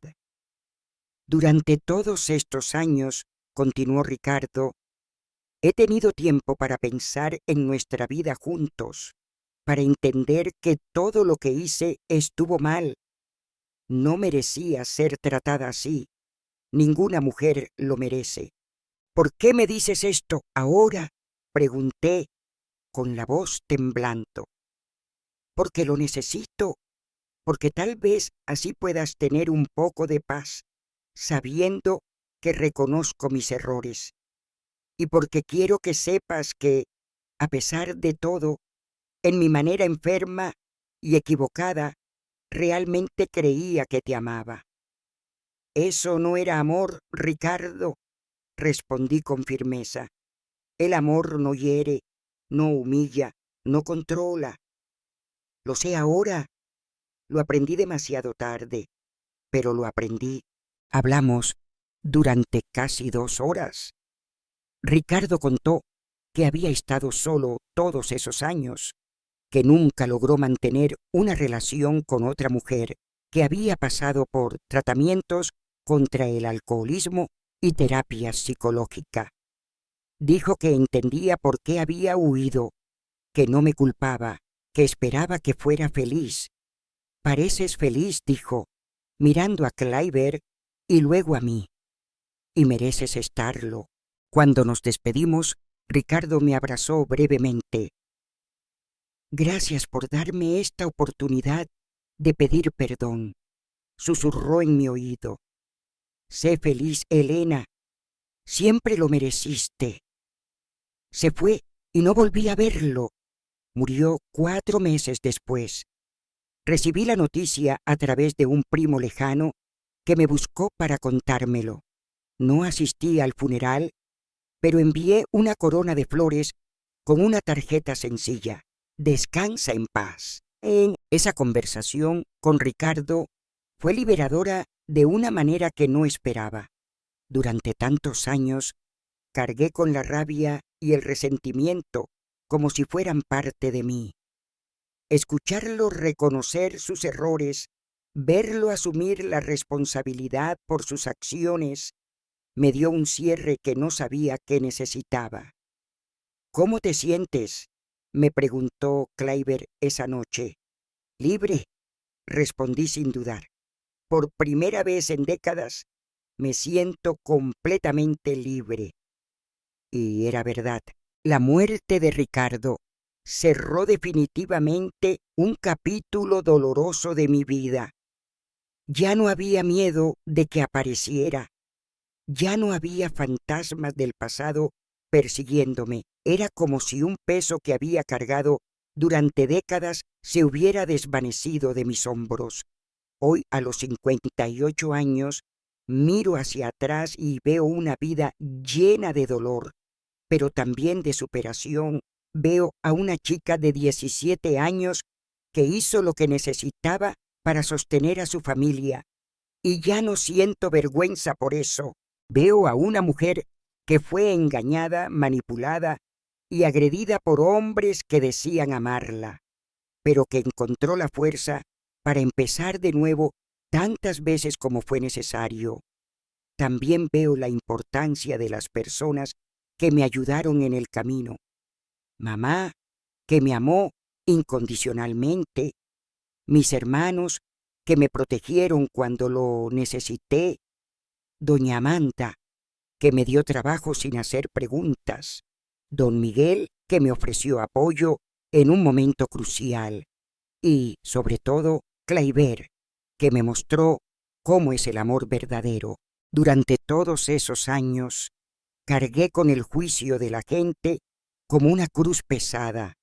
Todos sabían quién había sido, todos tenían una opinión sobre mis elecciones, todos querían conocer mi historia completa, pero nadie sabía la verdad detrás de las apariencias. Nadie sabía del hambre de mis hermanos, de las mentiras de Diego, de la violencia de Ricardo. Es fácil juzgar cuando solo miras la superficie. Es fácil condenar cuando nunca has tenido que tomar decisiones imposibles. Aprendí que no puedo controlar lo que los demás piensan de mí, pero sí cómo me veo a mí misma. Aprendí que mi pasado no define mi futuro, pero las experiencias que viví me hicieron más fuerte, más compasiva. Aprendí que todos merecemos segundas oportunidades, terceras oportunidades, todas las que sean necesarias para encontrar nuestra felicidad. Ahora trabajo como voluntaria en una casa de acogida para mujeres víctimas de violencia doméstica. Comparto mi historia con ellas. Les muestro que es posible empezar de nuevo, que es posible encontrar amor verdadero después de tanto sufrimiento. Algunas me escuchan con los ojos llenos de esperanza, otras con escepticismo, pero todas entienden que no están solas. ¿De verdad cree que puedo ser feliz después de todo lo que he pasado?, me preguntó una chica de 25 años la semana pasada. Tenía marcas de golpes en el rostro, los ojos hinchados de tanto llorar, pero había determinación en su voz. No solo lo creo, respondí, tomando sus manos. Estoy segura, si yo lo logré, tú también puedes. Pero tienes que creer que lo mereces. Esa es la parte más difícil. Mi historia no es única. Miles de mujeres pasan por situaciones similares cada día. Algunas logran escapar, otras no. Algunas encuentran ayuda, otras siguen sufriendo en silencio. Pero todas merecen ser escuchadas sin juicios, merecen apoyo, merecen la oportunidad de reconstruir sus vidas. Si estás viendo este video y te identificas con alguna parte de mi historia, quiero que sepas que no estás sola. Hay personas dispuestas a ayudarte, hay caminos para salir de la violencia, hay esperanza, incluso en los momentos más oscuros. No es fácil, no es rápido, pero es posible. Y si estás viendo esto y juzgas a mujeres como yo, te pido que reconsideres tus ideas. Detrás de cada persona que condenas hay una historia de lucha, de supervivencia, de decisiones difíciles. Antes de juzgar, intenta entender. Antes de condenar, intenta ayudar. Me llamo Elena, tengo 58 años y durante 20 años fui juzgada por un pasado que la gente no entendía del todo. Pero hoy sé quién soy. Soy una sobreviviente, una mujer fuerte, alguien que merece amor y respeto. Y tú también lo mereces. No importa cuál sea tu historia, el juicio de los demás duele, pero no tiene por qué definirte. El pasado pesa, pero no tiene por qué atraparte. El dolor marca, pero no tiene por qué romperte. Siempre es posible empezar de nuevo. Siempre es posible encontrar personas que te amen por quien eres hoy. Siempre es posible ser feliz. Ese es mi mensaje para ustedes. Espero que mi historia haya tocado sus corazones, que haya abierto sus mentes, que haya plantado semillas de compasión donde antes había juicio. Espero que hayan entendido que todos somos mucho más complejos de lo que parecemos y que todos merecemos una oportunidad para ser felices. Gracias por escucharme con el corazón abierto. Gracias por permitirme compartir con ustedes el dolor y la alegría de una vida vivida intensamente, con errores y aciertos, pero siempre con la esperanza de días mejores. No se olviden, son más fuertes de lo que imaginan, merecen más de lo que a veces creen, y siempre, siempre hay esperanza para un nuevo comienzo. Nunca se rindan consigo mismos. Si les gustó mi historia, si tocó sus corazones de alguna manera, dejen un like aquí abajo, compartan con personas que necesiten escuchar este mensaje y suscríbanse al canal para ayudarme a seguir contando historias de superación y esperanza. Hasta la próxima, queridos. Que Dios los bendiga y recuerden, son amados. Pero mi historia no termina aquí. Quiero compartir cómo mi vida continuó después de encontrar la paz con Kleiber y cómo enfrenté los ecos de mi pasado incluso después de tanto tiempo. Los años posteriores a la muerte de Ricardo fueron un regalo inesperado. Con Kleiber descubrí lo que significa construir una vida basada en el respeto mutuo. Nuestra rutina era sencilla pero plena. Trabajábamos juntos para mantener nuestra casa, compartíamos cenas tranquilas, paseábamos por la plaza los fines de semana, riendo de cosas pequeñas que antes no sabía valorar. Sin embargo, el pasado siempre encuentra formas de regresar. Una tarde, mientras trabajaba en la casa de acogida, recibí una carta anónima. Las palabras estaban escritas con una letra torpe, como si alguien hubiera intentado disfrazar su caligrafía. Nunca escaparás de quien fuiste, decía. La gente como tú no merece felicidad. Mi corazón se aceleró al leerlo y por un momento volví a sentir el peso de los juicios que había cargado durante años. ¿Quién podía haber enviado eso? ¿Alguien de mi pueblo natal? ¿Alguien que me había seguido hasta esta nueva ciudad? No se lo conté a Kleiber de inmediato. No quería preocuparlo. No quería que esa paz que habíamos construido se viera amenazada. Pero la carta me perseguía. Cada vez que cerraba los ojos, veía esas palabras, como si estuvieran grabadas en mi mente. Durante días, revisaba cada rostro en la panadería, cada cliente que entraba, buscando una pista, una señal de quién podía odiarme tanto como para querer herirme después de tanto tiempo. Finalmente, no pude guardarlo más. Una noche, mientras cenábamos, le mostré la carta a Kleiber. La leyó en silencio, su rostro endureciéndose con cada palabra.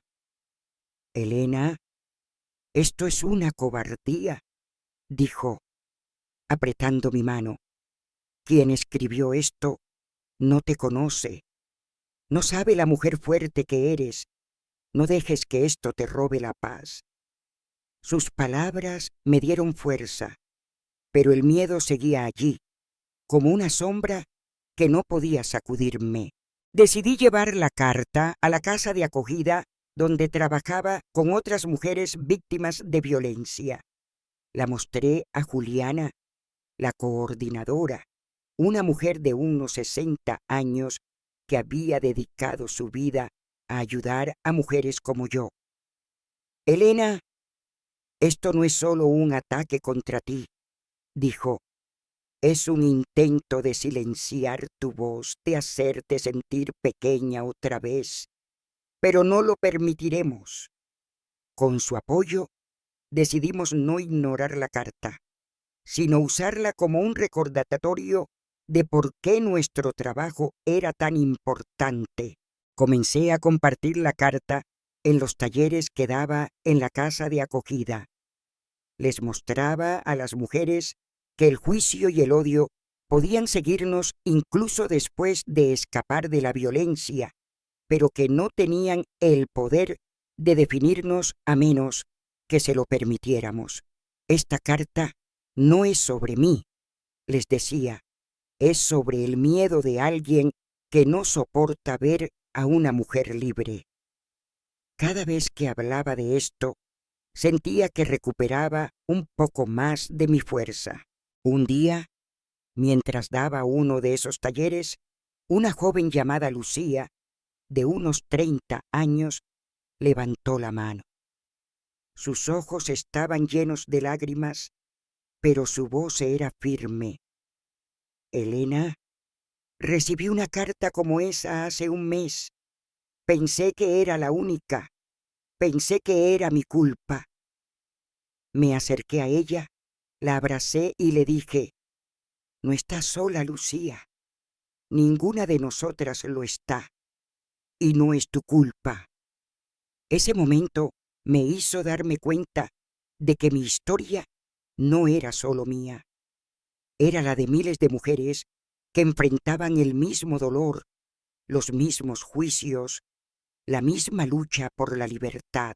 A partir de entonces, comencé a trabajar aún más activamente en la casa de acogida. Organicé grupos de apoyo, talleres de autoestima, charlas sobre cómo enfrentar el estigma social. Cada mujer que llegaba a la casa traía su propia historia, sus propias cicatrices, pero también su propia fuerza. Verlas sanar, verlas levantarse, me recordaba por qué había elegido este camino. Mi pasado, que una vez fue una fuente de vergüenza, se convirtió en mi mayor herramienta para ayudar a otras. Kleiper me apoyaba en todo. A veces, después de un día largo en la casa de acogida, llegaba a casa agotada, con el corazón pesado por las historias que había escuchado.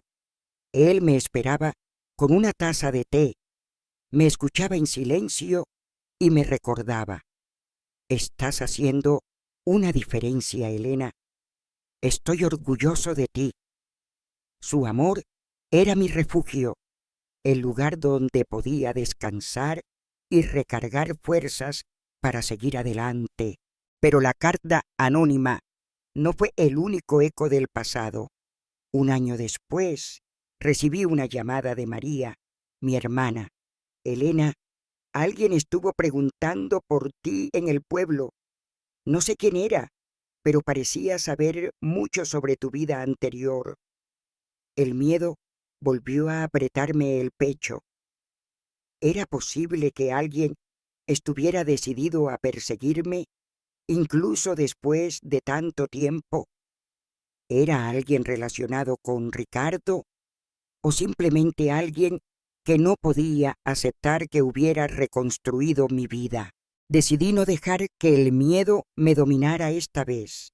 Con el apoyo de Kleiber y Juliana, investigamos discretamente. No encontramos respuestas claras, pero tomamos precauciones. Cambiamos el número de teléfono de la casa, reforzamos la seguridad en la panadería y en la casa de acogida. También hablé con mis hermanos, quienes prometieron estar atentos a cualquier movimiento extraño en el pueblo.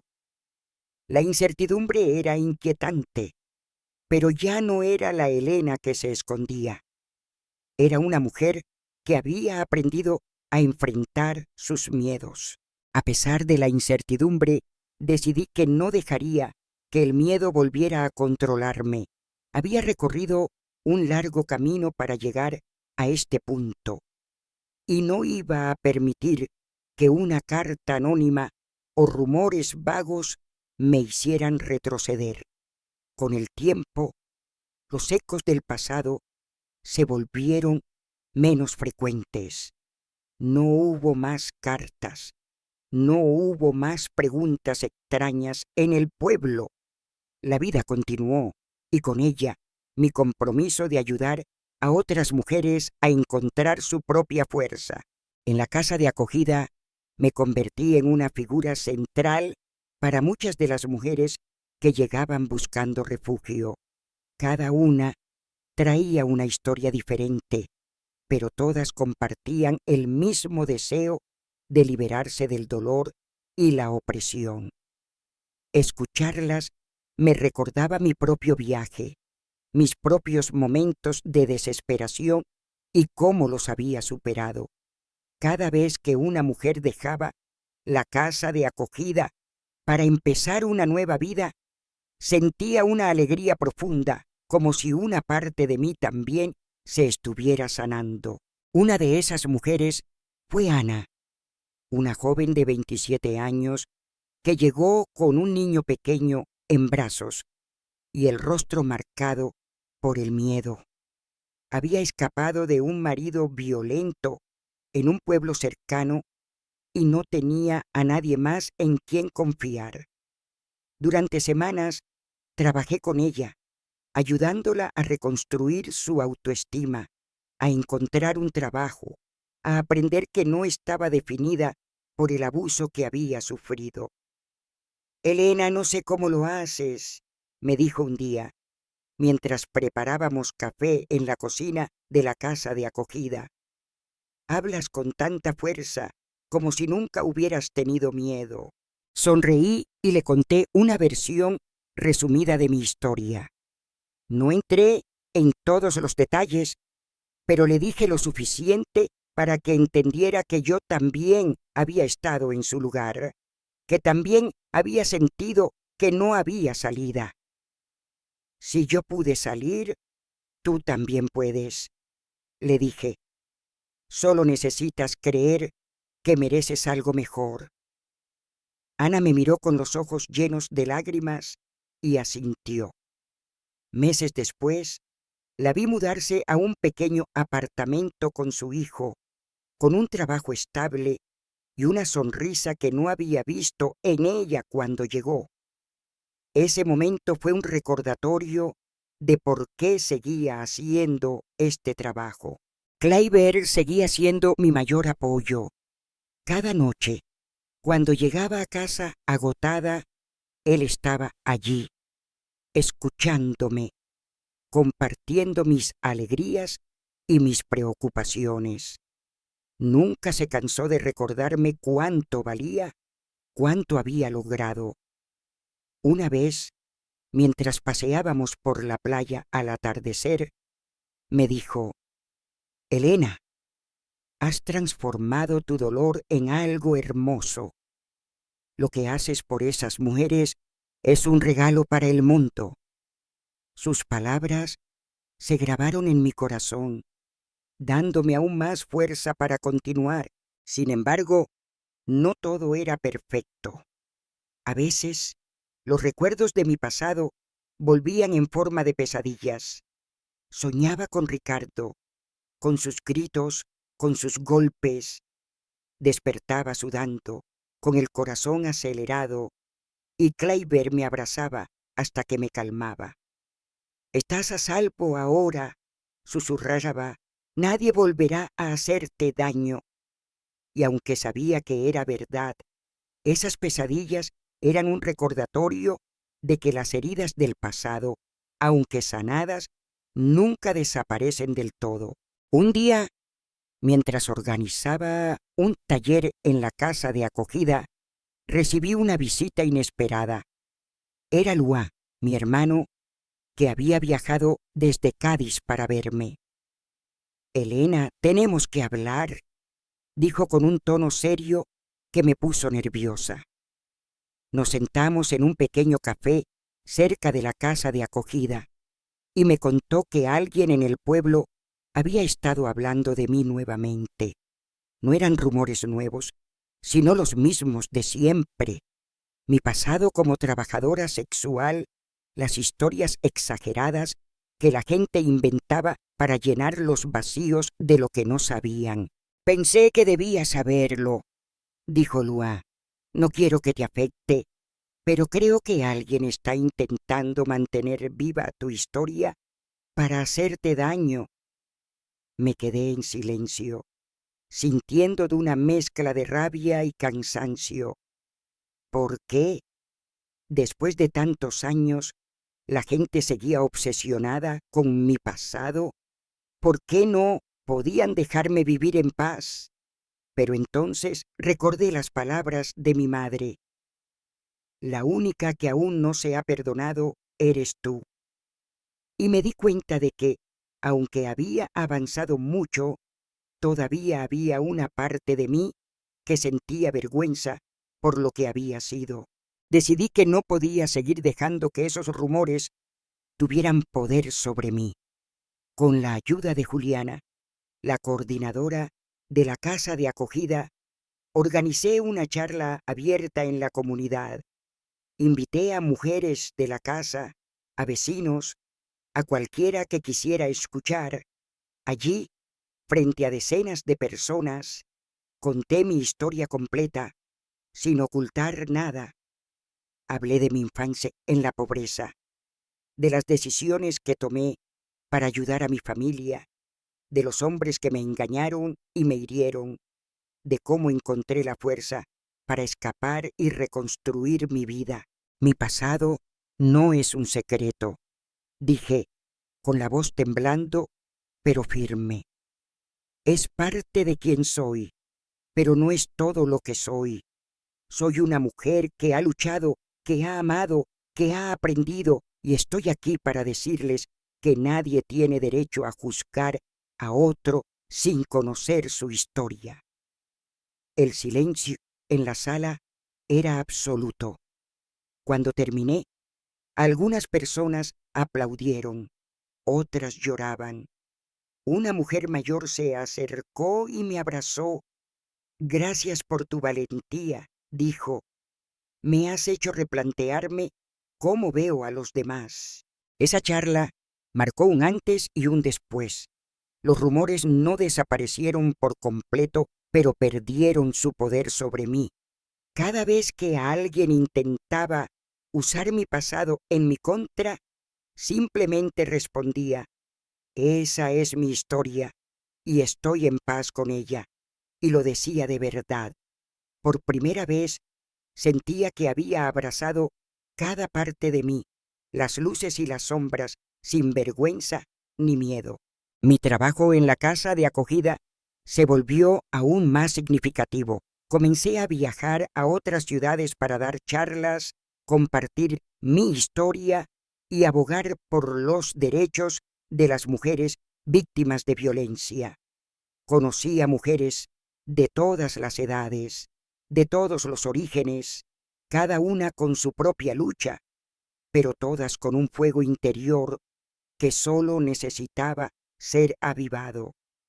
Cada historia que escuchaba me recordaba que no estaba sola, que mi dolor había sido compartido por muchas, pero también mi esperanza.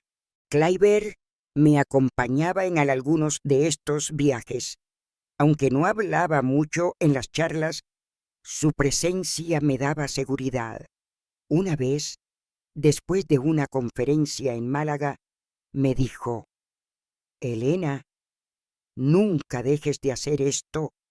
Tu voz está cambiando vidas. Y aunque a veces me sentía agotada, sus palabras me recordaban por qué seguía adelante. A medida que los años pasaban, mi vida se llenó de pequeños momentos de felicidad. Celebrar los cumpleaños de mis sobrinos, compartir comidas con mis hermanos, trabajar junto a Juliana en la casa de acogida, caminar de la mano con Kleiber por las calles de nuestra ciudad. Eran cosas simples, pero para mí eran tesoros. Había aprendido a valorar la paz por encima de todo, a encontrar alegría en lo cotidiano a no dar por sentado el amor verdadero. A medida que mi vida avanzaba, me di cuenta de que la felicidad no es un destino final, sino un camino hecho de pequeños momentos, de decisiones valientes, de conexiones humanas. Cada día que pasaba en la casa de acogida, cada mujer a la que ayudaba, cada abrazo de Cliver, cada risa compartida con mis hermanos, me recordaba que había encontrado un propósito. Pero también entendí que mi historia nunca estaría completamente libre de sombras. El pasado siempre deja huellas, y aprender a vivir con ellas es parte de la sanación. Una mañana, mientras ordenaba la panadería, recibí una llamada de Juliana, la coordinadora de la casa de acogida. Elena, hay alguien aquí que quiere hablar contigo. Dice que te conoce de hace muchos años. Mi corazón dio un vuelco. ¿Quién podía ser? ¿Alguien de mi pueblo? ¿Alguien relacionado con Ricardo o Diego? Con un nudo en el estómago, me dirigí a la casa de acogida, preparándome para lo peor. Cuando llegué, vi a una mujer mayor sentada en la sala de espera. Su rostro me resultaba vagamente familiar, pero no podía ubicarla. Elena, dijo levantándose con una sonrisa tímida. Soy Teresa. ¿Te acuerdas de mí? Trabajábamos juntas en el bar hace más de 30 años. De repente, los recuerdos volvieron como un torrente. Teresa había sido una de las camareras del bar de la carretera, una de las pocas que me trataba con amabilidad cuando empecé a trabajar allí, pero también había sido testigo de mi descenso a la prostitución, de las noches en que aceptaba propuestas para sobrevivir. Me enteré de que estabas aquí, ayudando a esas mujeres, continuó Teresa. Quería verte, decirte cuánto admiro lo que has hecho con tu vida. Sus palabras me tomaron por sorpresa. Durante años había evitado pensar en las personas de esa época, temiendo que me juzgaran o me recordaran como la chica que era entonces. Pero Teresa no estaba allí para juzgarme.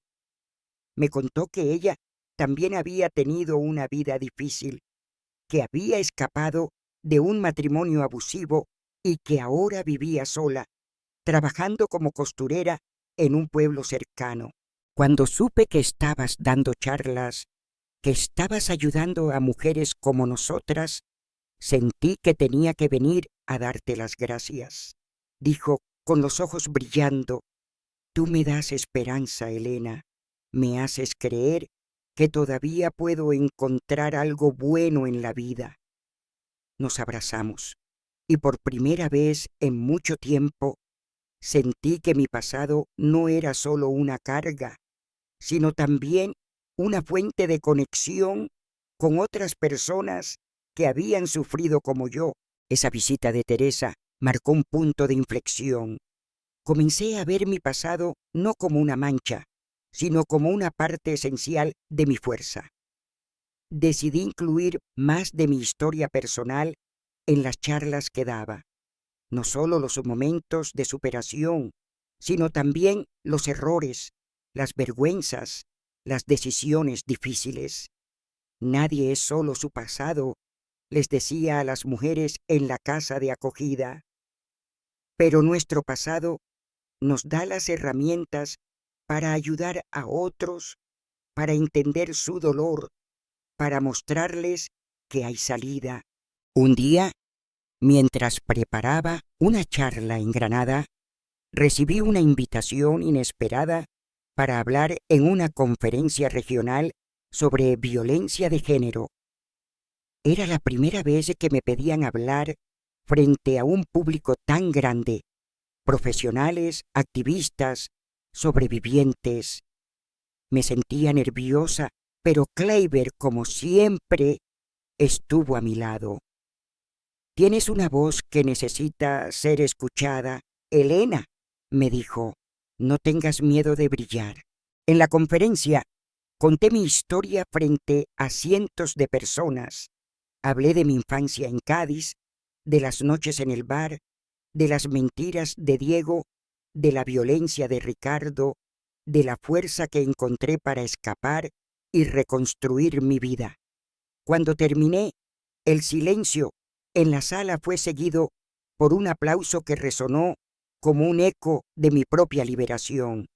Varias mujeres se acercaron después, algunas llorando, otras simplemente queriendo darme la mano. Gracias por contar tu verdad, me dijo una de ellas. Me has dado el valor para contar la mía. Ese momento me hizo darme cuenta de que mi historia había trascendido mi propia vida. No era solo mía, era un puente para que otras mujeres encontraran su voz, su fuerza, su derecho a ser felices. Desde entonces, mi trabajo se expandió. Comencé a colaborar con organizaciones en otras ciudades, a escribir artículos sobre la importancia de apoyar a las víctimas de violencia, a dar talleres para educar a comunidades sobre cómo romper el ciclo del abuso. Kleiber y yo seguimos construyendo nuestra vida juntos. Aunque no éramos perfectos, nuestra relación se fortalecía con cada desafío que enfrentábamos.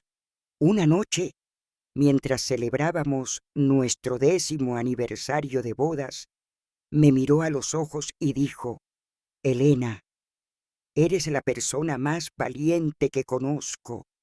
Gracias por dejarme ser parte de tu vida. Lloré, no de tristeza, sino de gratitud. Había encontrado un amor que no exigía nada, que no controlaba, que simplemente era. Hoy, a los 58 años, mi vida no es un cuento de hadas, pero es mía. Trabajo en la panadería, sigo en la casa de acogida, doy charlas cuando me invitan y cada día trato de vivir con la misma valentía que me llevó a escapar de mi pasado. Mis hermanos y sus familias son parte de mi vida y aunque la pérdida de mamá aún duele, siento que ella me guía desde algún lugar, recordándome la promesa que le hice, ser feliz. A veces todavía recibo miradas de juicio, comentarios susurrados, ecos de un pasado que la gente se niega a olvidar. Pero ya no me hieren como antes. He aprendido que el juicio de los demás es un reflejo de sus propios miedos, no de mi valor. He aprendido que mi historia, con todas sus cicatrices, es un testimonio de resistencia, de amor propio, de esperanza. Si hay algo que quiero que se lleven de mi historia, es esto. No importa cuán oscuro sea tu pasado, no importa cuántas veces hayas caído, siempre hay una salida, siempre hay personas dispuestas a ayudarte, siempre hay un nuevo comienzo esperando. Pero el primer paso es creer que lo mereces. Ese es el paso más difícil, pero también el más liberador. Así que, queridos, si mi historia ha tocado sus corazones, si los ha inspirado a mirar a los demás con más compasión, a ofrecer una mano en lugar de un juicio, dejen un like, compartan este video, suscríbanse al canal.